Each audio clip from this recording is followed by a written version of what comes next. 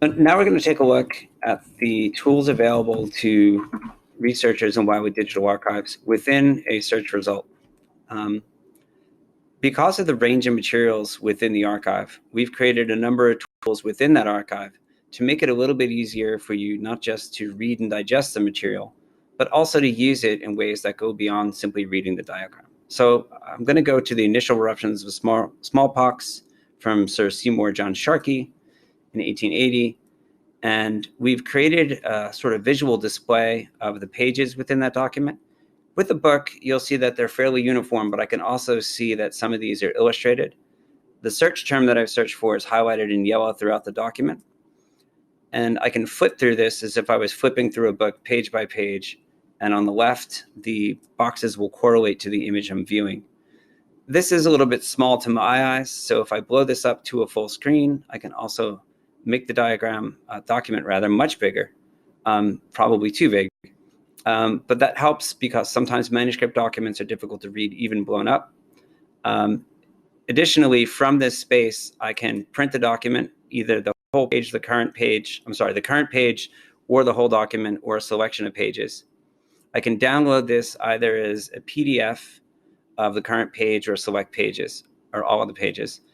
And I can also clip images out of the document. So if I was interested in this particular case, I could draw a box around this particular area of the the document, click check, and this will export a clip, which I can name and store inside the session for export later. So if you're just interested in pieces of pages, you can add notes and add that to a list which is stored within your session. If I want to turn or rotate the document, I can do so. And I can also restore it back to its original size. And if I want to turn the highlight off for the hit term smallpox, I can do that too, because sometimes that helps with the readable view. I'm going to hit escape and go back to the document navigation tool.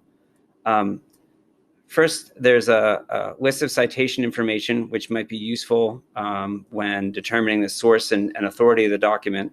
We have a table of contents navigation, which is based on the contents of the book. And in this case, there's simply these two chapters. So I can navigate chapter by chapter.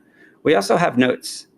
This is information supplied by the societies themselves. Not every field will be filled for each archive. Sometimes they provide the content provenance. Sometimes it lets you know some notes about that particular manuscript.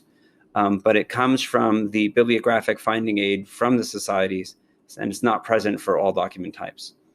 Also, if there are illustrations within the book, I can browse the illustrations from the results list, from the document navigation page, and I can jump right to those particular images if they're useful. And this is an example of where I might want to turn that highlight off and see the regular image. From the top here, I can navigate very easily from one search result to the next search result. So I don't have to go back to my search results list, but rather I can flip as if I was flipping pages and go through the different kinds of content that are located in the resource without having to go back to our search results list and go back to the document. So now I can jump right from that monograph to this report. The image of the text is quite useful, and obviously I can read that if I wish. Importantly, we also have the OCR text behind that document. So now, rather than having to key in a citation by hand, I can just cut and paste the text out of here right into my paper, or I can copy it to a clipboard and pull that out. I can download the text of the document. I can even download the entire document as text, not just as an image. Perhaps even more useful to people who speak English as a second language, I can translate that text into a language I'm more comfortable in reading in, and then I can download that entire text, in this case in simplified Chinese. It is not a critical translation of the work. However, if I'm a researcher studying smallpox and I don't read English, this is a lot better than not having access to these documents, most of which are not available in scholarly or critical translations. So we're trying to make it as useful as possible to get within a particular document. I'm going to go back out to the search results and just show one more tool related to the manuscript content. Because this content can be difficult to read, and I assure you that Doctor's handwriting did not get better. Further back we go in history, it can be useful to adjust the images themselves. What I mean by that is that despite having blown this up and made this a little bit easier to read on my eyes, I can also adjust the brightness and contrast of the image and try to create a more readable image than the image presented to my naked eye if I was on site or in the tool. Likewise, I can look at the negative of that image in case that reveals other markings within the text, and this is particularly useful when looking at maps or other kinds of content. If I do decide that this is something that's useful for my research, I'll want to cite this. The citation tools are embedded in the results view, and we've got MOA, Chicago, and APA style. I can easily copy that citation to a clipboard. I can also download that citation right out. And we've got export citation tools for EndNote, ProCite, and Reference Manager.